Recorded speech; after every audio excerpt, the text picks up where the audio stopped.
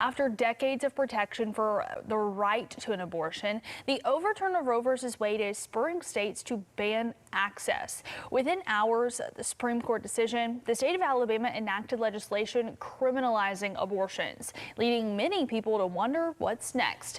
News 19's Kayla Smith checked in with U.S. 5th District congressional candidates on their stance.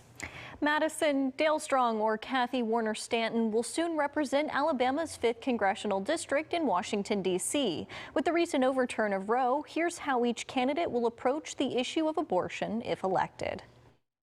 Life begins at conception. This is not something that I've taken a position just today. We need to work harder to close these abortion mills. Republican nominee for Alabama's 5th U.S. congressional district, Dale Strong, says the Supreme Court's decision to overturn Roe v. Wade makes America better. His opponent, Democrat Kathy Warner Stanton, says abortion should be a right and is a part of women's health care.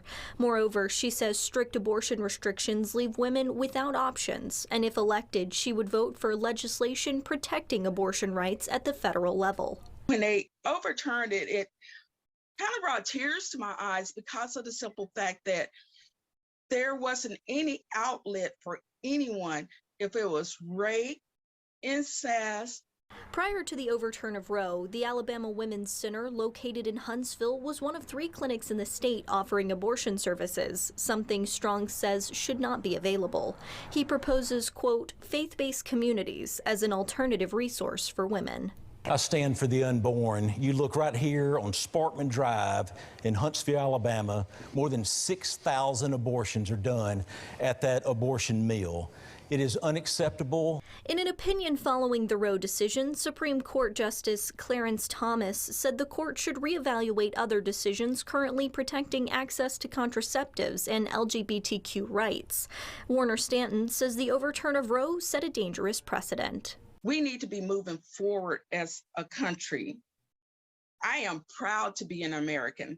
And one of the things that I stand for is the simple fact of progressing as a country, not regressing.